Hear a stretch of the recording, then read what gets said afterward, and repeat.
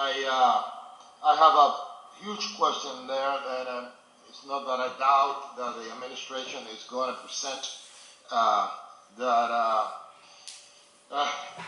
AMI table that I have been asking for a long time. I am not willing to vote in favor of this unless I have the assurance, not assurance, I want to see it. I want to see it, and I asked for it, and I don't see it. It's not included in here. That when we mean affordable, is really affordable. And the only way that can be affordable is if we are using the right AMI. See, I know that we can go around it, and we can use the county MAI, which is 51,000. If we place some restriction that we can only use, let's say 40% of that MAI or something like that. But the administration promised me that that table, that scale, was going to be presented as a companion to this ordinance. Is there any way? I mean, if I don't see the companion, just want to make sure, as the young lady said and the young man, that when it is affordable, it's really affordable. You understand? And that is my concern. Well, I want to be affordable for the people that really need it. Before you speak, maybe the vice chairman would be open to making an amendment to it that would allow for the city's new scale, even though we don't have it yet, identifying it as the city's new scale, so that when it does come into existence, because I'm sure that it will, that we can use that scale.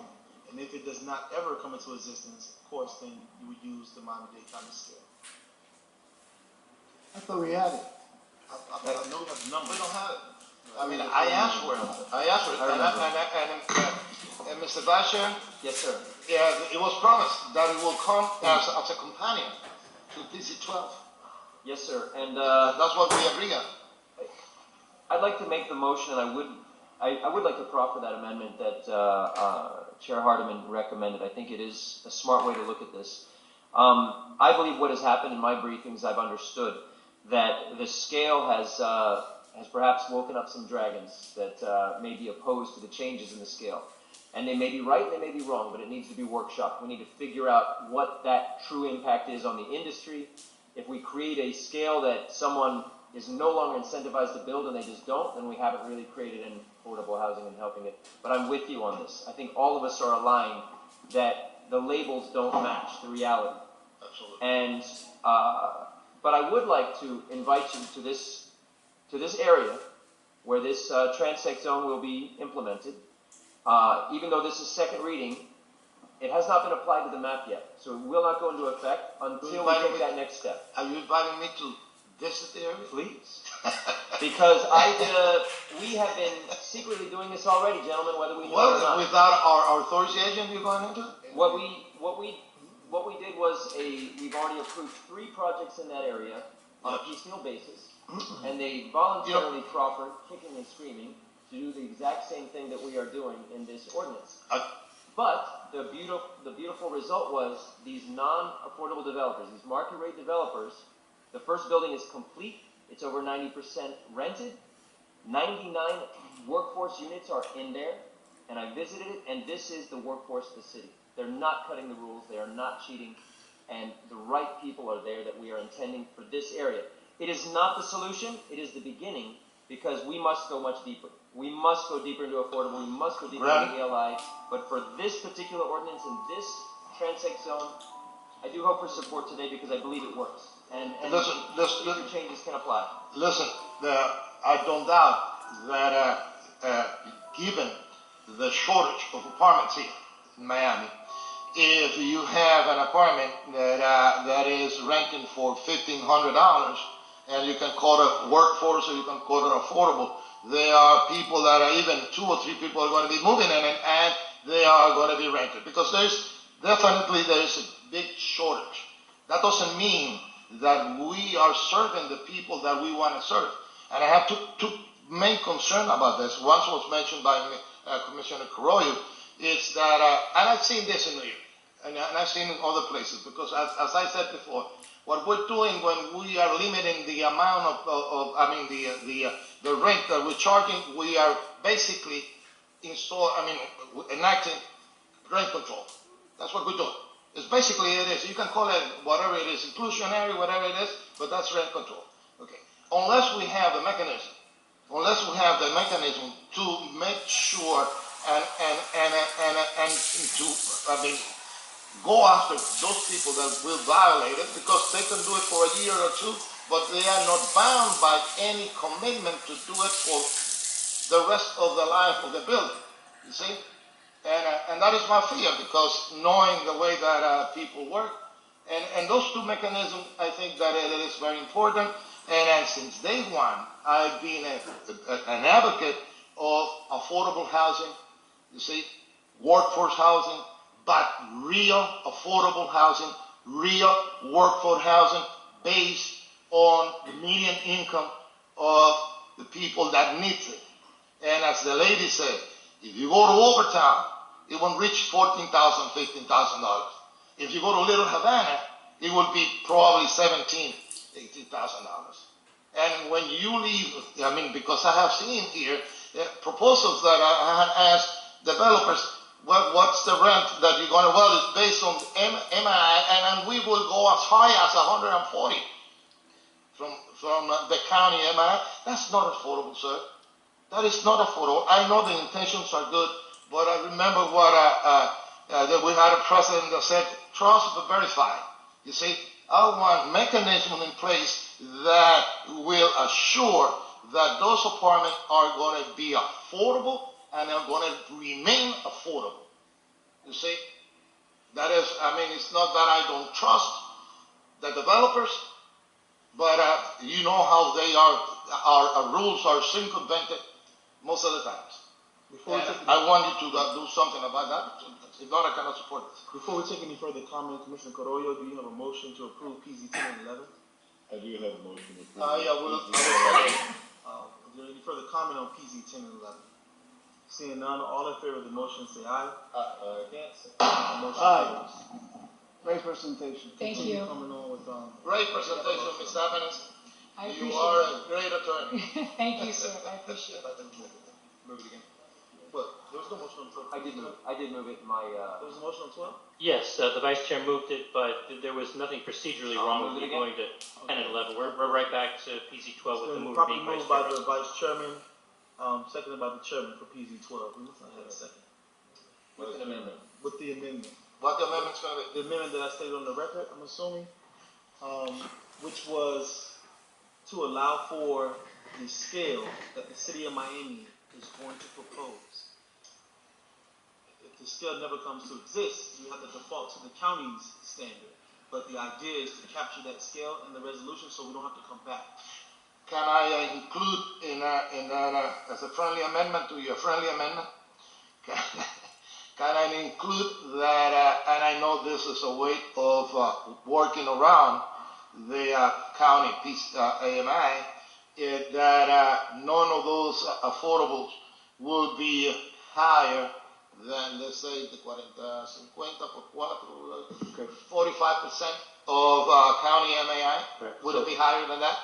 That is acceptable, right? I'll Alfredo Duran, Deputy Director, Department of Housing and Community Development. Today, our policy exchanges some benefit for affordable housing and asks the developer for a 50% AMI. That 50% AMI is county AMI, which really represents a 30% AMI in the city. There's about a 60% difference between the county and the city CMI. Now, we need to, as you say, we need to establish a policy that works, a policy that perhaps has a tiered effect so that we can get affordable housing based on our needs and the developer can build a property that's financially feasible for them. So that's where this workshop can come in, and we can use that matrix and see how this calibration can be applied to our code across the board, even with the attainable in general. Mr. Drupp, placing that in those and in PC2, you see, placing that amendment that affordability, you see, should be measured as no more than 50%. Yeah, of county AMI, because I heard that I don't know if it is true or not, excuse my ignorance, but I heard that HUD has certain requirements on which MAI is used, but not the percentage that you can use. Right. Okay, well then I was right. HUD requires you to have a certain amount and no greater than that. No greater than that. You can call it a 50% AMI county, but you're really calling it an 80% AMI city. Or 30% county means Okay. 50% city. Absolutely. So you can call it, this project shall have X amount percentage and work it so it actually benefits the percentage in the city that you're looking for. Do you agree with it, Ms. Are you going to vote yes? No, I'm kidding. I'd like to address the actual substance of the amendment. As long as we can get I can get the commitment that, as I said last meeting, that I want the administration, and Mr. Napoli requested from you, that you develop or you create a department or some sort of whatever you committed, whatever you might call it, that will be funded, and the personnel, and I think that we should charge, we should get some funds from the developers, that they will be the overseers of those buildings that have benefit on their increase in density by promising inclusionary apartments. You see that they will be compliant with that requirement. Yes, And we need inspectors to go, and also we have to determine what kind of punishment the violators will have, because if we don't place some teeth to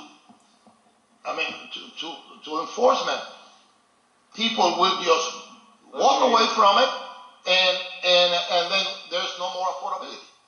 Let me give you the reality of what we're dealing with in the city, so you can understand why I'm not all that excited about when I hear workforce housing, affordable housing is going to be provided, when we have no mechanism to inspect or enforce. Even when we have mechanisms to inspect and enforce, we don't do it in the city. I'm going to give you one example. Commissioner Higgins, I'm glad you're here because you need to know this one. We have a sizable code enforcement department. We have a sizable fire department. Both code and fire marshals are supposed to inspect every commercial premises, building premises that we have for their CU and their tax license that in the city is called PTR once a year. Let's say that they forget to do it 1 year. What you would figure they're going to do it the second year. Let's say that, boy, somehow it slips. They forget to do it for the second year. What do you think they're going to do with the third year? Well, we have places here that since they bought the buildings in 2011, all the people that are leasing, renting, never have gotten a CU for their business or a tax license for their business.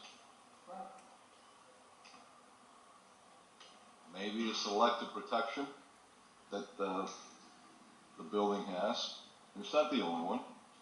But then you would think that once an inspector that is citywide, and I guess they don't know that they're not supposed to go to certain places, finally gets there, that we're going to be serious about it. So what happens? An inspector goes, August 7th of this year, they're in shock that they find 15 entities that have not gotten a CU or tax license. They write them up, everybody signs, so they're going to have it by August 14th. The inspector comes back. August 14th, nothing happened. They get him, so everybody could sign again, that now by August 22nd, they're going to have their CUs application and have everything hunky-dory. They come back August 22nd, nothing happens. And then what I do see is from the manager, a text from our new second in command of code that he went to the building to see the owner. And when he got there, the owner was too busy that day. He had something came up. So he's going to have to come back. Well, I don't know how many of our residents get that valet type of service from code enforcement, but you would think that after 11, 12, 13, 14, 15, 16, 17, 18, 7.5 years, going on 8 years, our code department, our fire marshals could check the place out, and then we are serious if people don't have their CUs or tax license. They're going to be shut down until they produce it. To this day, 5+ months later, I don't know what they have, what they don't have. I do know that since the place has code violations, from the legal side, they're not supposed to be able to go forward. But hey, this is the city of Miami, and if you're connected and you got selective protection, you can get away with it. And this is one example. You want to talk about illegal bars? Boy, they tell our police officers and our code enforcement people, get the F-U-C-K out of here, and we put our tail between our legs and we go out. And only when I found out about it, that maybe we're finally going to do something. But I suspect before we do something, there'll be a call to let them know that we're coming on a certain date, and the same thing will go on.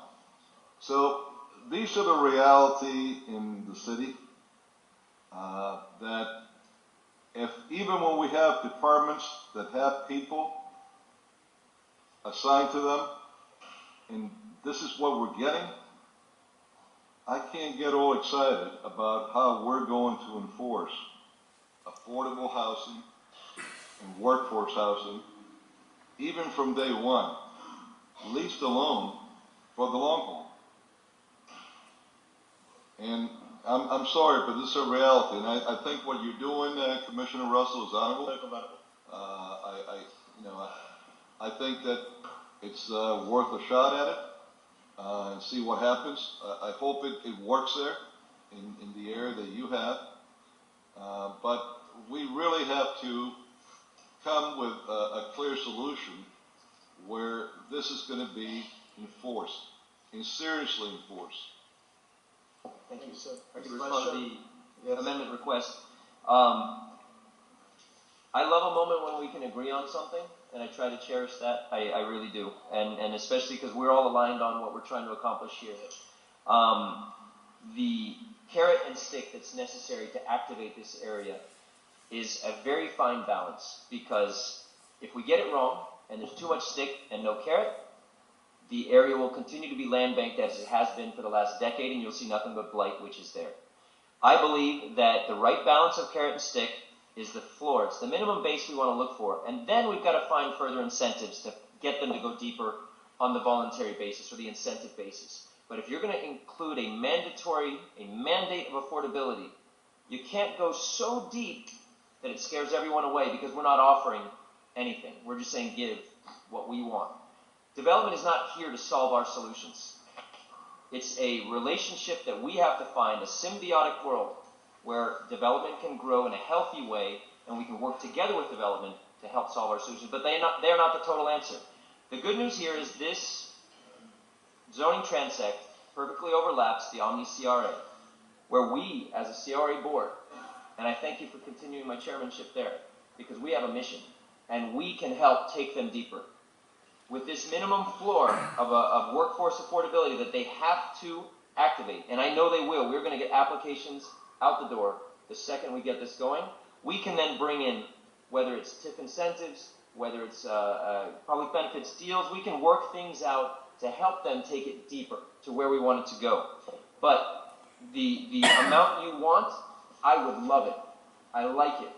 But it'll upset the balance of this particular legislation in this particular area, and we won't get the result we want. So I unfortunately would respect your no vote, knowing that we're on the same page of where we want to get to, but I cannot accept the amendment.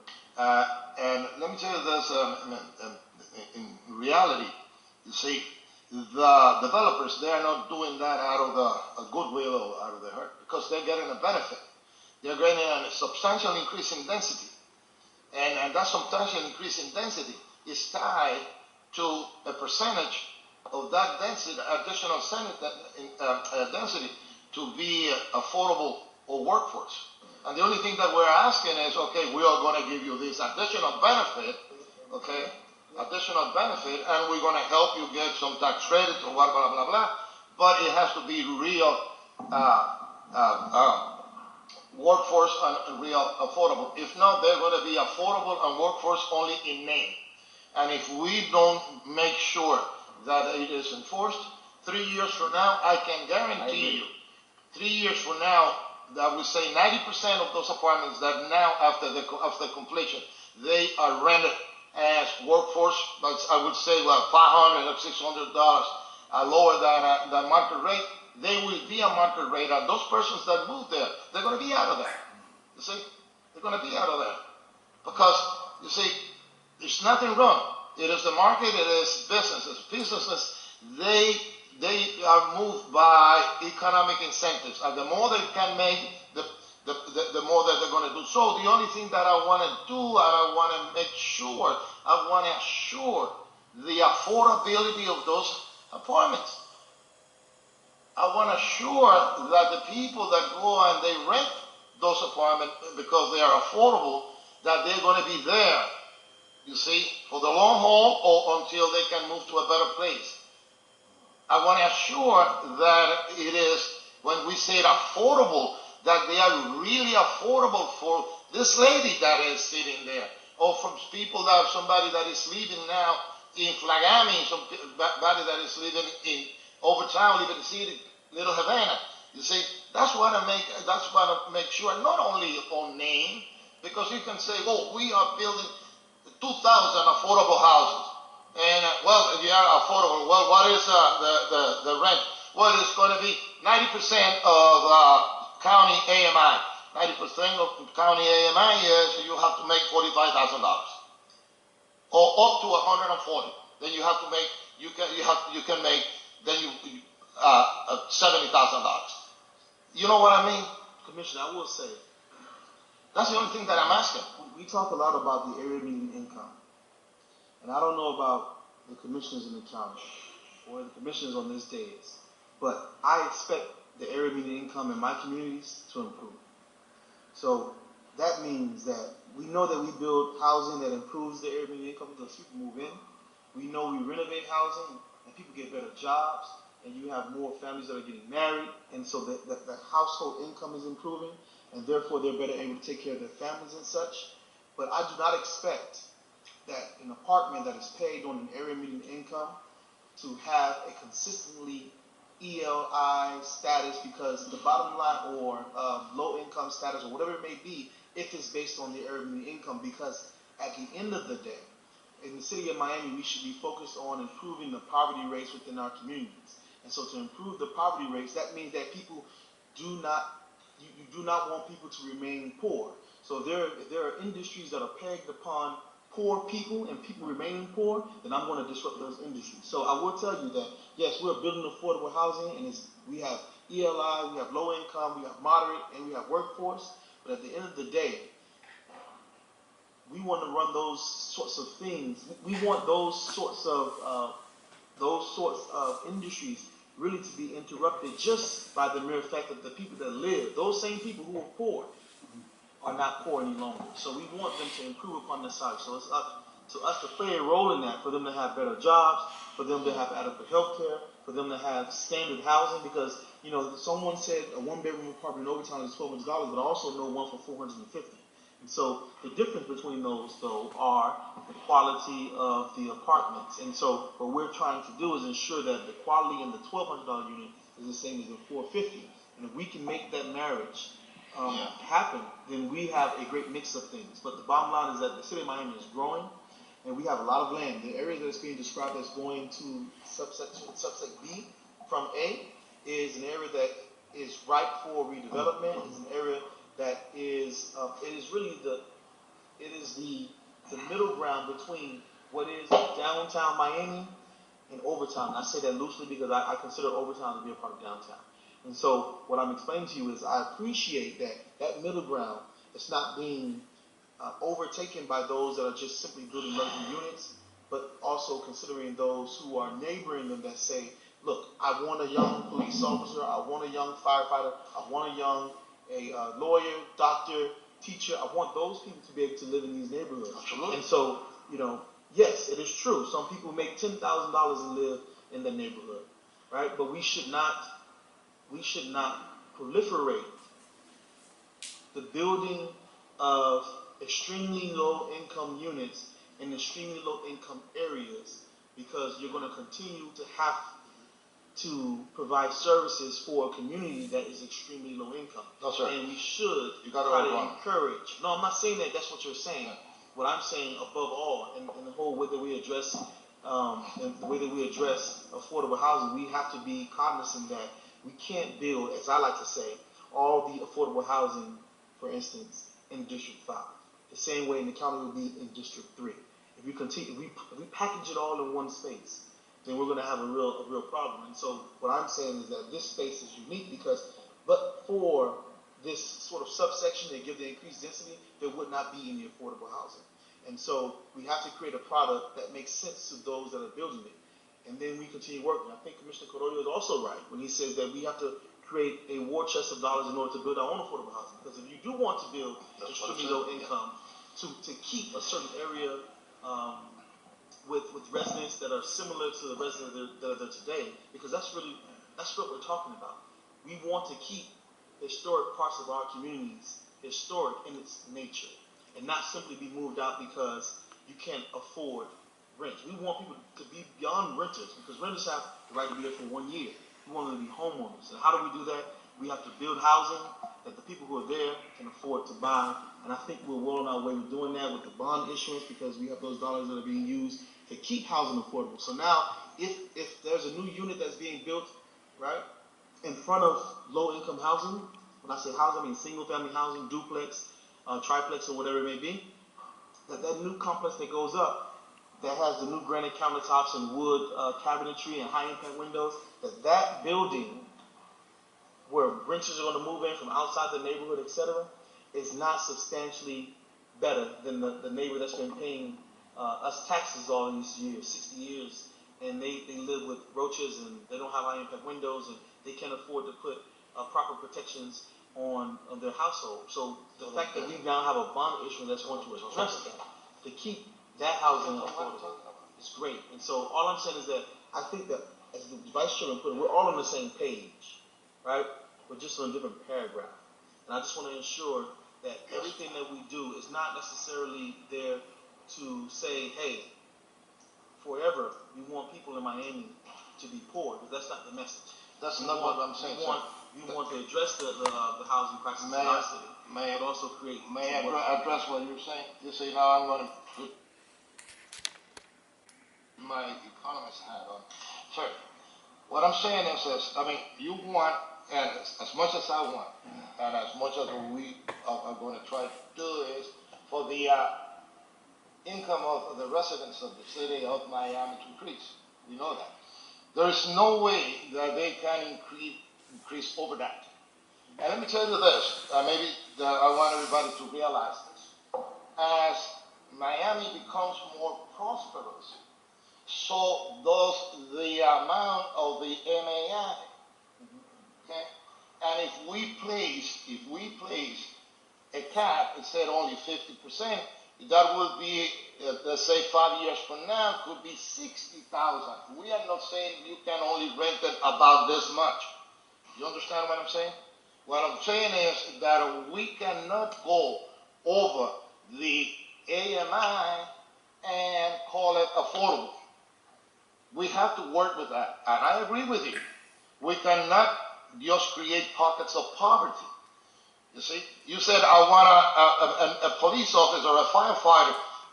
Most of those police officers or firefighters are making enough money to go to over workforce because they're making money. But I want a guy that is laying tiles or a guy that is making less than that, and his or her MAI is not that high. See, that be able to afford it. Now, 5 years from now, I bet you anything, that the MAI of the city of Miami, Miami Metropolitan-Dade County is going to increase. And then when we say that 50% of today's AMI is $25,000. 5 years from now, it could be $30,000. We are not limiting the developers to stay with that MAI. You understand what I'm saying? That is what's going to happen. But what I'm saying in it is, we are going to be playing according to the economic situation of the county, of the city at the time. And it fluctuates. And hopefully it will increase to a point that it will be very profitable to everybody to start building without our help. You see, that's what I'm saying. I do understand your concern.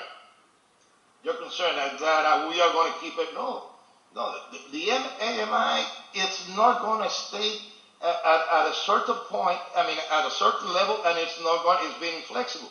It's going to be flexible. The percentage is the one that keeps it. You see, that the percentage of that is going to, the real value is the one that is going to fluctuate, and it's going to be increasing. As the AMI increases, more you can charge for your apartment. You understand? That's the only thing that I'm saying, but given the actual conditions, you see, I think that we should make sure that they are really affordable. In the future, 5 years from now, 6 years from now, it's going to be different. Listen, this is a complex issue. It's not easy.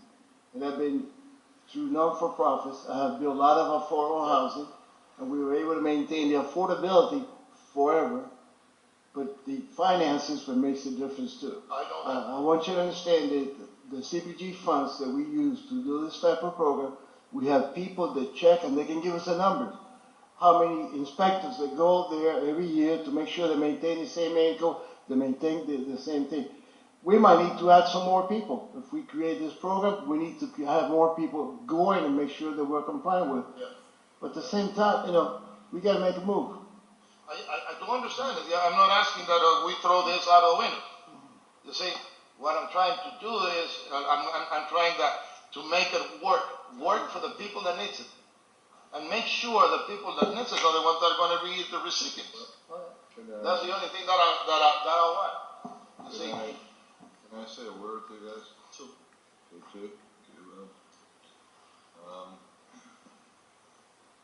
Commissioner Russell, I thought we were bonding this morning. You invited him to go to a walk with you, but you didn't invite me. But you don't know he's buying lunch. That's what you don't know. Russell's buying lunch. Seriously now, look, I hear what Commissioner Reyes is saying, and I agree with a lot of what he's saying. You also made a very good point, and I'm glad you're starting to think this way, that we have to make sure that we're not trying to squeeze so much that we kill the idea. So we got to find a balance there that works. And I will tell you what, with my vote, I'm willing to do. This is all encompass your area, where you have a second half besides being a city commissioner. You're the chairman of the CRA board there.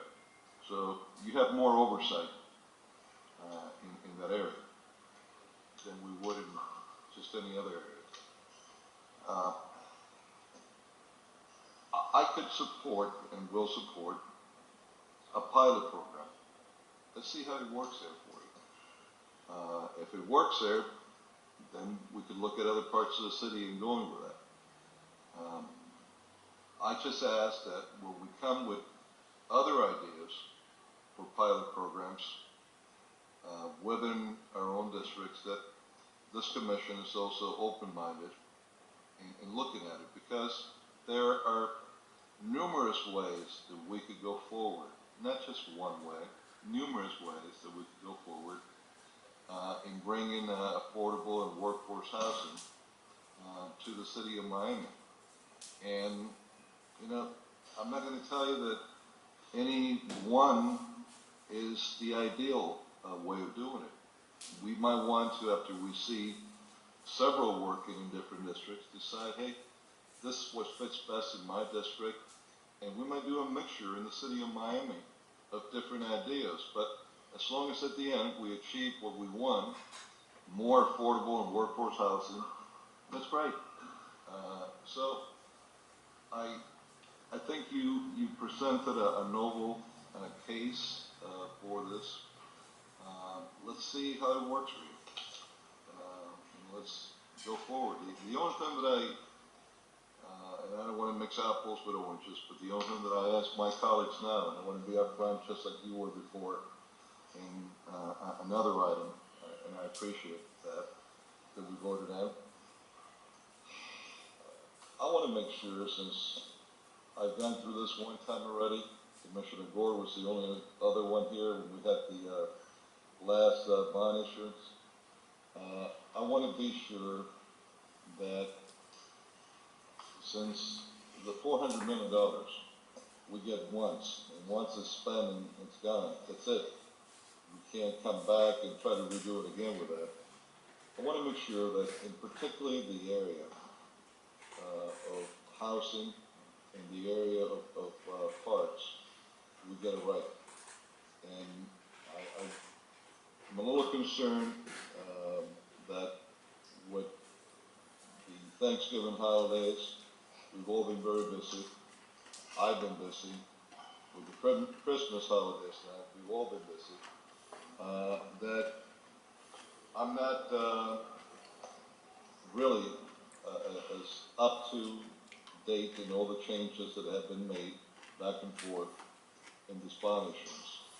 So I'm going to ask that we wait until January that we could go over this again and do it, because in my area, I will tell you, I'm going to spend every dollar as carefully as I can, because I know that I can't duplicate those dollars. And then I'm going to come, once I have enough land in hand, and what I've been doing is land banking right now, and working on how to land bank with other entities. I'm going to come back then and present to you the plan that I have that's going to be a revolving type of program that I think is going to get a lot of housing built. Where I'm going to is,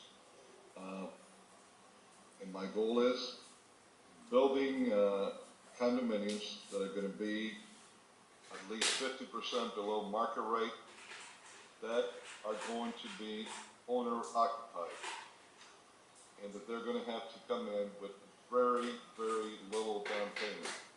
Now, there's not any one system that is going to be a shoe that fits everybody, and this is what I was saying before. This is why I think if you want to try this in your district, hey, let's try it.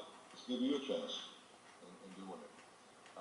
But that's the only thing that I want to be upfront, that I want to ask for support.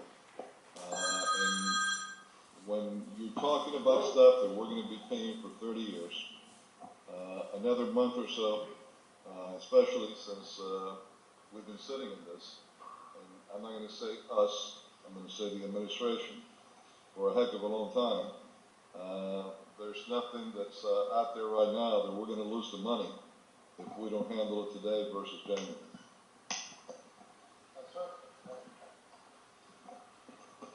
I just want to reiterate that that maybe you have been lucky, you have walked around the streets of your district and all of that, and some of you guys. And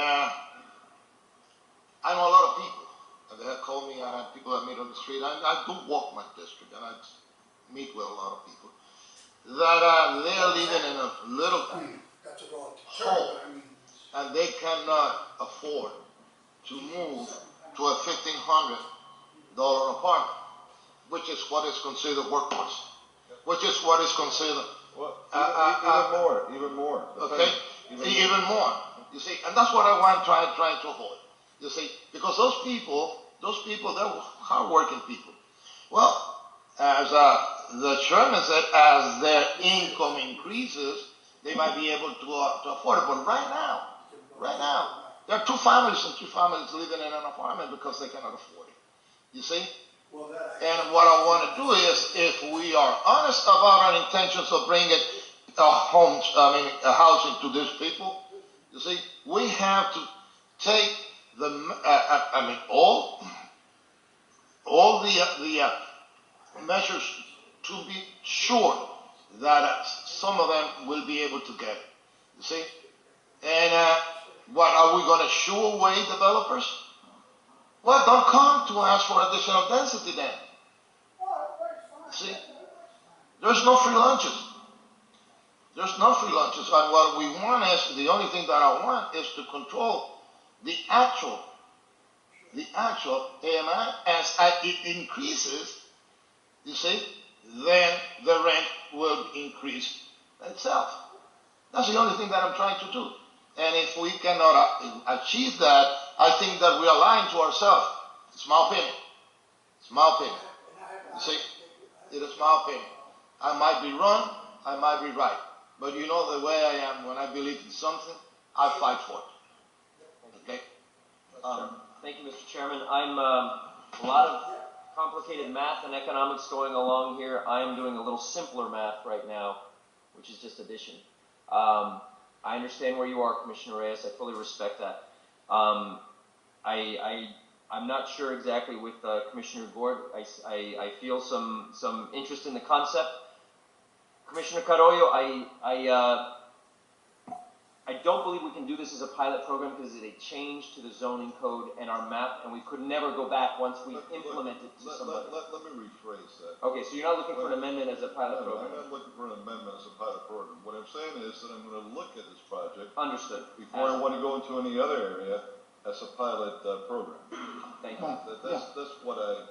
Understood. I'm fine with that. As for the bond, I cannot promise that we won't have discussion that leads to us trying to activate the bond today, but I'm certainly open to hearing and understanding where you stand with your items and what your experience has been with the administration. So, with that being said, I'm open to calling this question and seeing.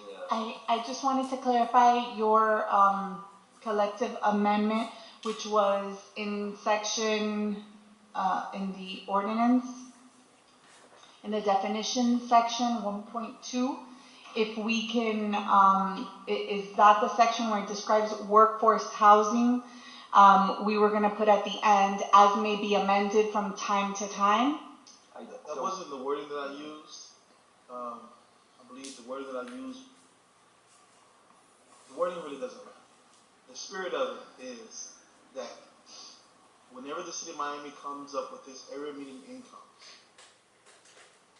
that we use our scale rather than Miami-Dade County scale. Right. The only way we could do that is if we. And it may be, that may of course be amended from time to time. Right. So that's what that's the language that I would need to add in order to capture what you want. We would use the city of Miami's area median income rather than the county. Right. You have some concern, Mr. Garcia? If a new scale is created, then it would apply. Right, which would be amended from time to time. That's the time to time. That's what I mean by that. Right. So the lawyers make the language make sense. Okay. But that's what we're saying. We are using Miami, City of Miami, AMI. Right now, as drafted, you're using HUD the HUD scale. That's how it is now. Until the city of Miami's. Right, so we were gonna add, or as may be amended from time to time with if we do a Miami. And in order to amend it, we have to come through all this process again. No, that's why if we place it in the ordinance now, we could default to that when it happens. If you said, okay, we're gonna use Miami AMI, I will be, they can use 100% of it, which would be 60% of the city of county. So as drafted right now, you placed in the ordinance that it's the HUD, the HUD version. If and when the time comes that Miami is able to create its own, I wanted to put language here which says, as amended from time to time, to address if we are able to capture a Miami AMI, then you could use it as well in this. But that is not clear, because when are we going to revisit this? And meanwhile, all those buildings that are being, those apartments that are being offered as affordable and workforce will be based on county AMI, which is going to be up to 140 of that. It would be about $70,000. Let's be clear, right? So no, that's not clear. Let's be clear here. If there is a county AMI, first of all, they're not buying these units; they're renting. So leases are from year to year. So the bottom line is this: if there's a county, let's say a building is built, they rent it using the county's AMI. What I expect is that if the city's AMI standard comes into existence and we are using it, the next year, right, that the renter who's in that affordable housing unit, that workforce housing unit, needs to meet the city's AMI standard that's now newly adopted. So even for existing buildings, if they're utilizing this sort of zoning modification, this that we've implemented today, they would have to use the new standard. You can't dig your whole. That leases can be for a certain amount of time, so that's one problem. Right, that's why the lease will come to an end. And then two, I am not articulate enough to know if when you build at a certain amount, if you need a certain baseline of rents in order to be able to. This is true. They need, but I'm sure that through their market rate units, they're going to be profitable. When you're going from 12 stories by right, maybe is it 12 stories by right to about 16 or more with the bonuses? In this particular case, Mr. Chairman, the calculation is different because this is inclusionary zoning, which means they don't get additional benefits for providing the affordable workforce units. Those are embedded in the development rights, so they must provide them. Right, but they're still going from A to B. So from A to B, you're going from how tall to how tall? And full elevation or what? And thank you for the opportunity, because they will be able to do so pursuant to a rezoning that hasn't happened yet. That was brought up earlier by Commissioner Russell when he mentioned that there is still that process to go through. Right?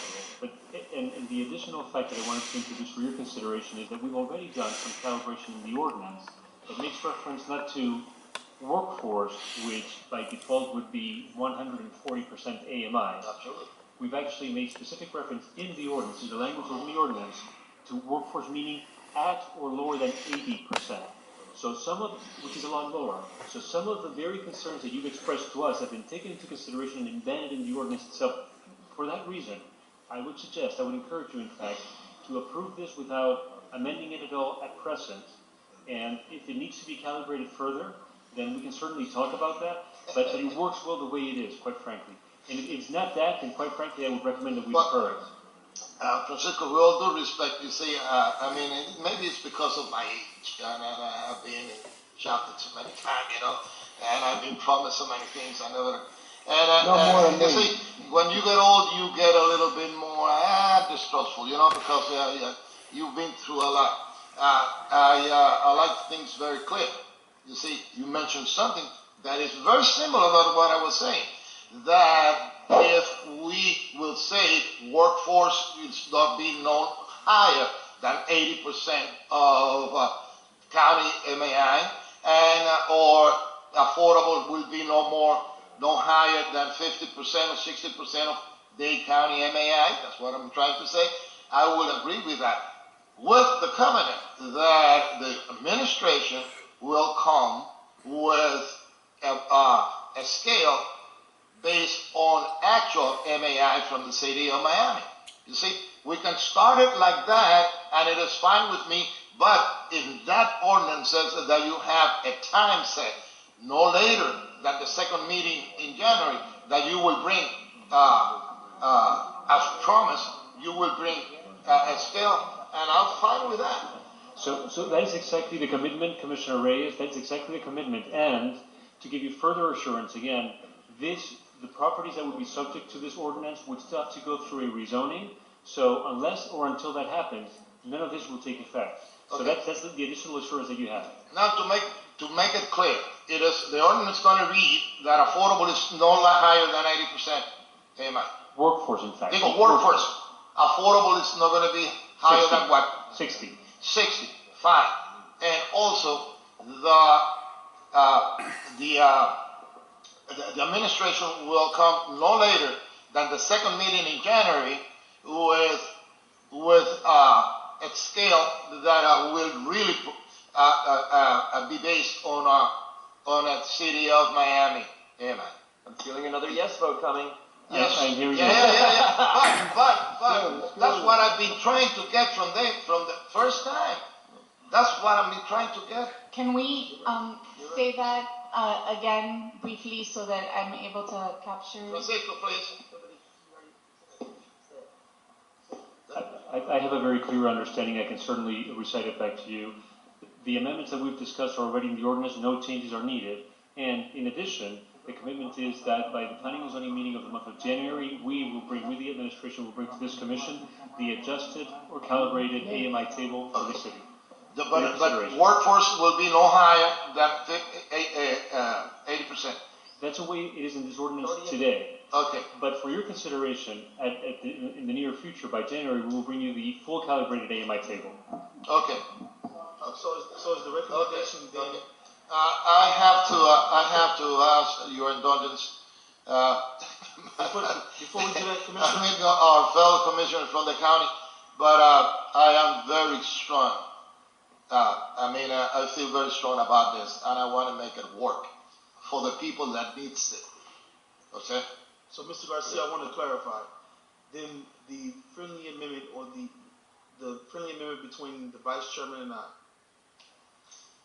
you think we should not apply? What I'm saying again, and just to make sure that I'm clear as well, is that this ordinance has already been I understand what you said, calibrated. but right now there's a motion and a second Yes. that has an agreement between us. Would you like for me to rescind my friendly amendment? Please. Okay, then I'll do that. I mean, let the motion stand as it is. So there's a motion, there's a second on the floor. I don't think I see any further discussion on this issue. There is. Yes. Where are we going to put all the storage buildings that you like so much? Just to clarify, this is for ownership as well, rental and or ownership. Condo units apply to this as well. Okay. And it's not extra density, it's extra FLR. Can I hear the motion again, the ordinance again? Read it. You want the title read into the record again? No, I want to read it. I want to hear the part of the percentages that is there, that is included. That I want to make sure.